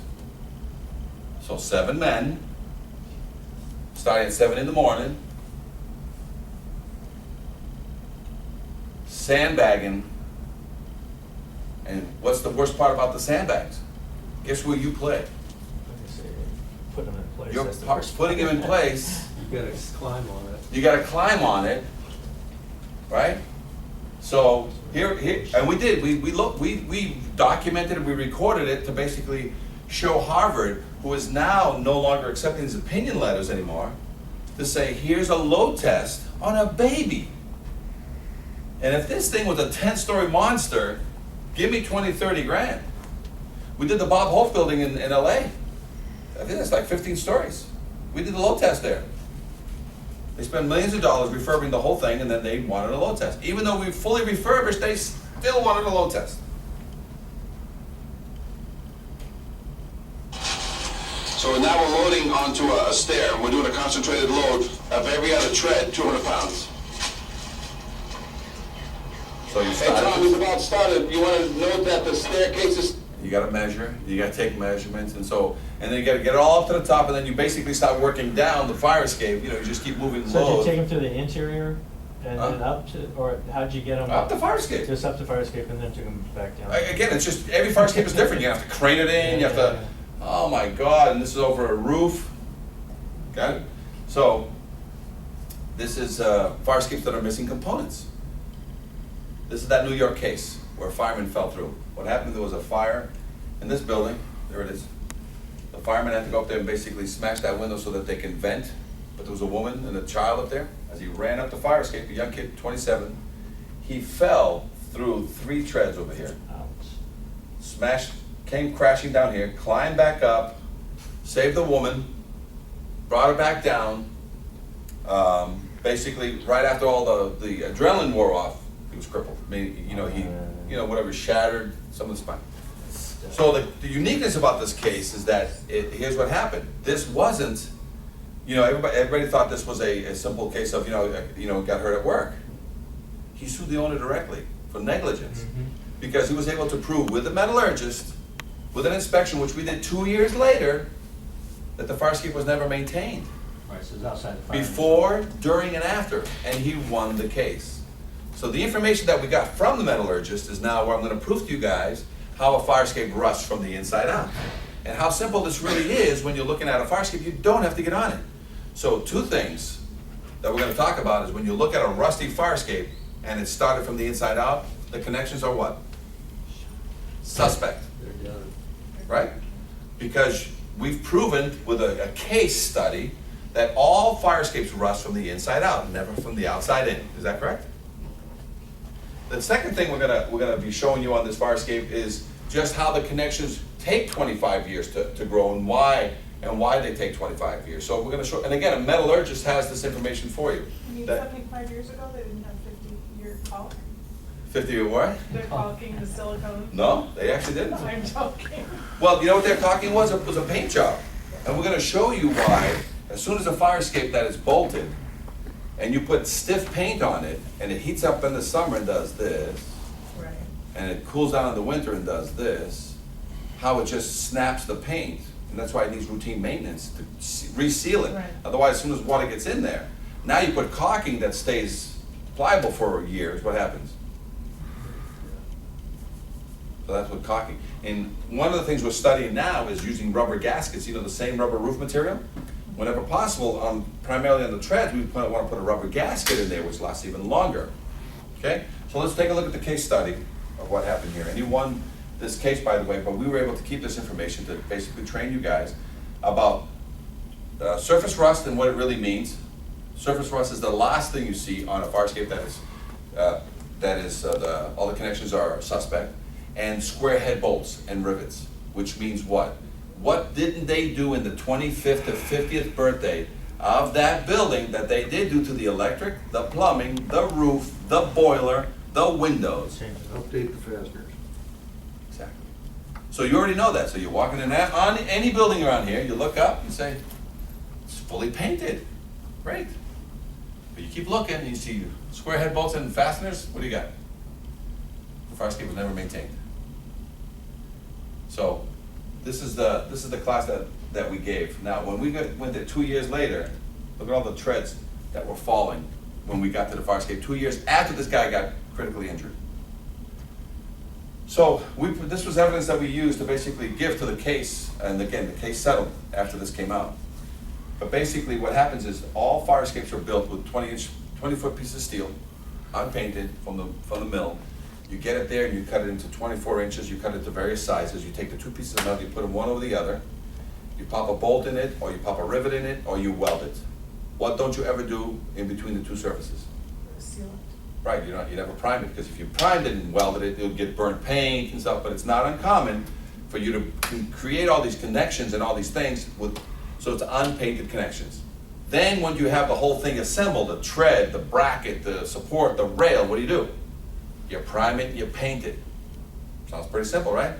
But in some of these connections, primarily these and these, what happens is never any paint in there. So as soon as you get, have you ever used a plumber's torch on copper piping and you start sweating it, and all of a sudden it looks like the metal is wet? Mm-hmm. You do that to iron, it's the same thing. So there's already a moisture content to iron, and all it needs is air and water for it to generate rust. And that's why you put a paint job over it, so because you stop the air from getting to steel, what happens? It doesn't oxidize. But as soon as you apply air to it, what happens? It starts to oxidize. So when the summer sun, you guys get sun once in a while here, don't you? August. 2 days a year. The day after 4th of July. You guys know that the tour bus, which I've taken the tours here, that you guys own the most sunglasses in the U.S., right? Yeah, when you take the tour, they say you guys buy more sunglasses here We're optimistic. than anywhere. Cautiously optimistic. No, it's because you can't find the last pair you bought. Oh, that's true. You know what I'm saying? You're just so happy it's sunshine, you're like, what is this thing called sun? You buy from any drugstore. You'll just buy glasses just so you can enjoy a sunny day, because you're not going to go home and get your Ray-Bans because you're like, nah, I'm used to driving in gloom. You know? After what the rest of the country's had to live with this year, we're pretty lucky to be that. This weather is very similar to Ireland. If anybody's ever spent time in Ireland, this is Irish weather. This is just, and my sister married a guy from Ireland, lives in Northern Ireland, and when I was there with my two kids, and we were just going to the park, and it started drizzling. I mean that heavy drizzle. And I'm like, oh, we should go because it's. He goes, what? He goes, yeah, dude, it's gonna rain. He goes, this isn't rain. We paint houses in this weather. He goes, Ireland's the only place you can go out, look out your front door, it's raining, turn and go out the back door, and it's sunny. Why? Because it's just gloom, it's just wet all the time. They even paint fire escapes in that weather, right? And they paint fire escapes, with the water-based paint now. So this is what happens in the first 5 years, guys. The water and the poo and the leaves, you're supposed to scrape that away and paint it. Routine maintenance. Does anybody do it? No.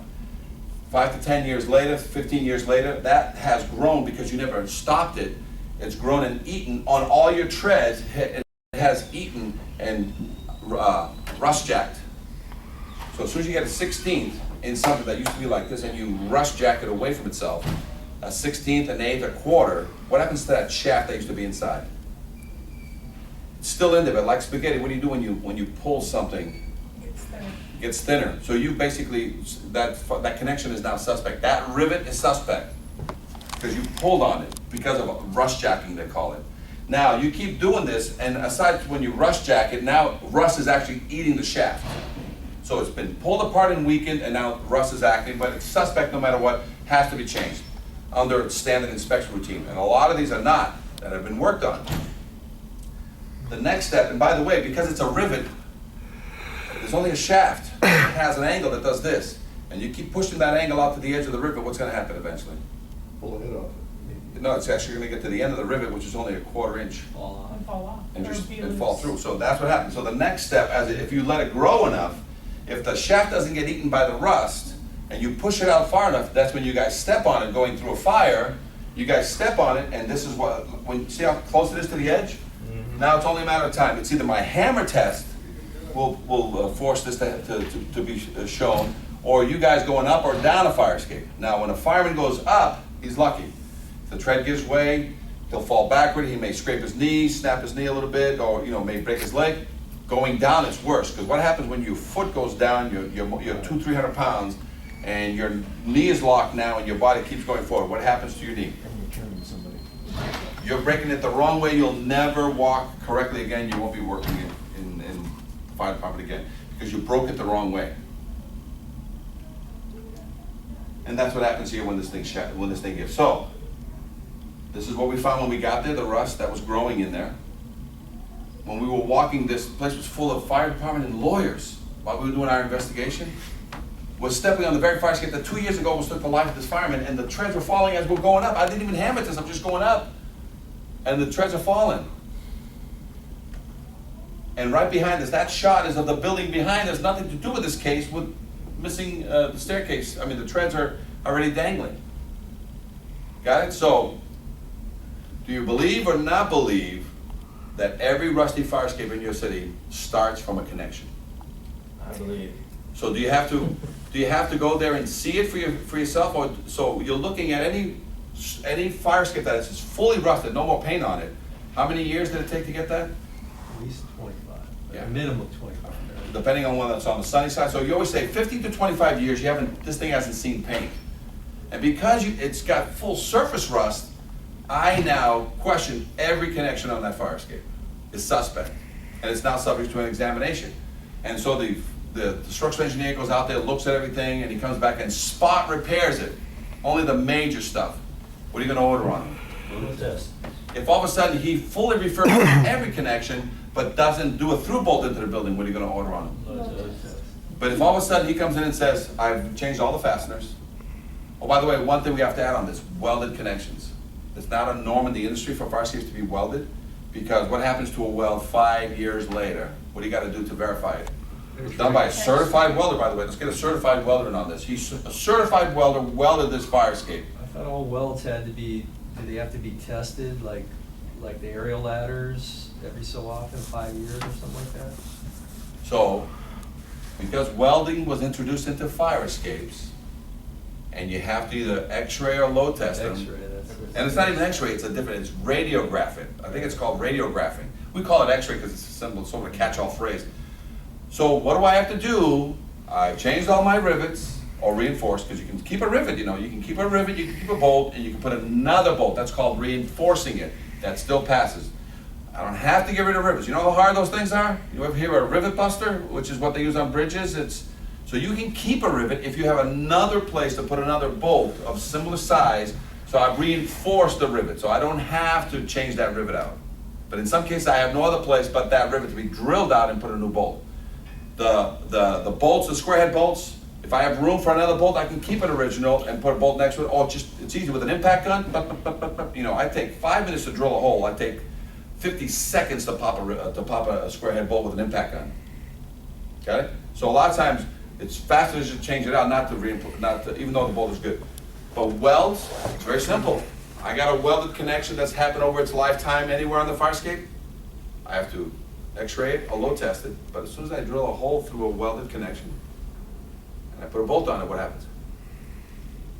You back that up. There's nothing to do. I've negated the weld. I keep it. So a lot of these welded fire escapes where all the brackets are all welded, all I do is just go there. As soon as I put a bolt, have I met other evidence of strength satisfaction to you? So all welds now have been addressed. We're done. The 3 things you're going to be concerned about to avoid a load test have just been talked about, and it's done. So welds. So now let's take a look at, because of the case, this is how all fire escapes are built for 100 years, coast to coast. All your single angles into the 2x2s, T-bars, C-channels in the wall, 8 to 12 inches deep into the building only. No more.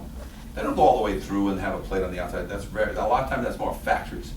But most buildings in the United States are buried 8 to 12 inches deep only. The first 3 are veneer. Is that structural? No. So it's all, this is where you have the meat, and it's just packed in there. There's no backing plate, there's no crossbar. They just put it in there and then they pack it with cement. Every building. 40 years experience all over the country. Every single one is this. So when you see something like this going, this one's 8 to 12 inches deep. What's the railing into the building? Surface. Just into the veneer. That's it. Expansion bolt, bed shield. That's it, on the veneer. Because it's not major structural, that's minor structural. So major structural, minor structural. Okay? So this whole fire escape, see the bracket here? Is holding a whole staircase and a whole staircase, and it's only 8 to 12 inches deep, and that is probably out 5 feet plus. Legal? Right? It's not legal, right? They should have a bracket, but if you put a bracket here, where was it going to end? Inside the window. So somebody took it out. But they easily could have done one here to this point, but they didn't. So these are the things we find. That if people only knew this thing was only buried 8 to 12 inches deep, this would never occur. The second thing is most of them buried 8 to 12 inches deep have the bracket. The bottom bracket goes into the building. What problems does that cause? Feeds water into the building. And a lot of them either have a single bolt or gussets. 50, 75-year-old single bolt, 50 to 75-year-old gussets holding up the entire platform. So what do you get? So a lot of times you have to repack this at the veneer level because it's veneer and a little bit of the masonry in the back. And then once you repack this, you have to fill this with cement. I mean tar or caulking so that water stops pooling over there. And every now and then, about 6 inches up, you create a dam of silicone so that as the rainwater comes down, it diverts it just prior to it going down. Things that they never thought about 50 years ago because this building wasn't supposed to be here. Through bolts into your building. Sometimes they have a huge plate. Every now and then they have these little buttons. And what do these little buttons do? Nothing. But they crushes bricks. Just too much of a load. So you get that happening. This is an example. I believe this is actually one of your buildings here. No. Over here by the stadium. It was under a full refurb. We haven't got into it. It's down by the Not in Chinatown. Tell me this is so old. No, it wasn't China, but it was International. Excuse me. Yes, there you That doesn't sell t-shirts though. Here's another one. Ready? This one you guys may recognize. This one. This is one of your cinemas down by the Paramount. I think it's Paramount. You know, because that's where you can grow things. I use this photograph to prove to people that you can grow all kinds of exotic ferns and. Everything else I got. In Seattle, that's it. So you got a lot of rust happening inside parking garages, which, by the way, do those have fire escapes? I don't know. Some of it. One rear does, yeah. They all have fire escapes. Here's why. Some of them have the traditional fire escape on the outside, but some of them have an internal fire escape on the corner of the structure that's open to the weather, because it's not an enclosed structure. And when the wind and the rain blows in there, what's it do to that inside there? Is that a metal or is that a wood fire escape inside that open structure? It's a metal one, steel pan stairs filled with cement. Rotting because it's been given water every day. So a lot of times you guys aren't inspecting those. And how from the wooden ones that get water every day and start to rot.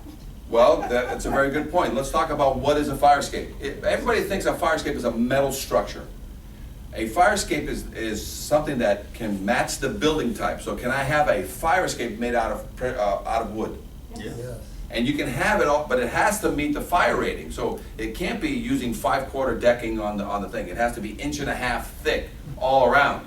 So every now and then, I will get an inspection for a metal fire escape on one side of the building, and on the other side of the building, there's a wood structure there, and I'm not asked to inspect it. So it's all exterior, steel wooden stairs. 1 inch of rust on a library for kids. Again, if you want to grow exotic ferns, the bottom of the fire escape is pretty much the, and cops never look over there anyway when you're growing the exotic ferns. Other ways that you have fire escapes is legs to the ground, which we talked about. So you can take any existing structure that you don't trust a wall, leg it to the ground, and what happens? Okay, so this is a typical one with the leg to the ground, buried into the wall. But look at all the rust, look at all the rusty tears, indicating that there's something afoot. So it'll give you all the signs. Fire escapes are great. It'll give you all the signs you need to see. You just need to start looking for those things. Trucks hit these fire escapes a lot of times, and the thing that they destroy a lot of times is the veneer. And that's what everybody fixes. They take those bricks out, just pack it with cement. It'll look great. And then you have your wood structures that take the traditional through bolt. 3/4 plate on the inside, picking up some studs, through bolt to the outside. This is what happened when you get to a building and you have a lot of these lag screws, 4, 6 of them, that's an indication that there's no through bolt. No fire escape can be lag screwed into a building. Has to be through bolted. Even the bottom? Huh? Even the bottom? The bottom is nothing more than, because that's in compression. It's a locator. Yeah, it's a locator, just to hold it so that. Can you lag that? Oh, yeah, you do, yeah, I'm sorry, this, it's just an indicator that you get to a wood structure, and that's what happened on that building up on the hill. There was 3 or 4 of these, there was no through bolt. The guys were just up there having a smoke, and the thing fell to the ground. I think Chicago had a problem with that about 5 or 6 years ago. They had a bunch of kids out on a deck. Yeah, 27 died. Yeah, they were just lagged in, and, cause they've got a lot of wooden structures in the back of their buildings. I forget what they call it, but anyway, those guys suffered. That was a huge loss. College kids or something. So let's talk about again, the through bolting is going to be a key to make sure that it's adequate through bolting. Let's talk about cantilevers.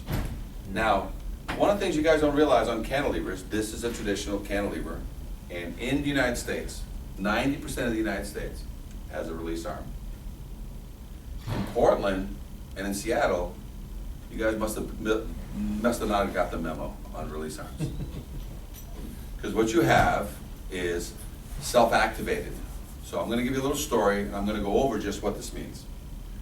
I have a woman and a child. She weighs 150, the child weighs 50, and they're going to go down the fire escape because there's an issue. And there's no release arm. And a lot of times when these things are weighted wrong, they put a chain here to basically keep it horizontal. Because if you don't put a chain there, what happens to the nose? And as soon as it goes into the nose, into the air, what are you going to write? A violation. So to not have you write me a violation, I go to Home Depot and get $25 worth of chain and do what? Pull the tail up, tie that chain to where? A railing. Anywhere. To the tread, to the bracket. I attach it above. And so the woman now coming down the stairs during a fire, she walks down the stairs and she comes to the first couple of treads there. She steps on the first and second, what happens? She adds her 200 pounds or whatever, it's already supported. Nothing. She's got so much weight in the back, it's not going down yet. Okay. She goes out 4 or 5 treads. What happens? She's gonna start feeling, she goes out 1 more tread, and she's in a hurry because there's a fire. She hits 5 or 6 treads out there, this thing comes down. 2 to 3 feet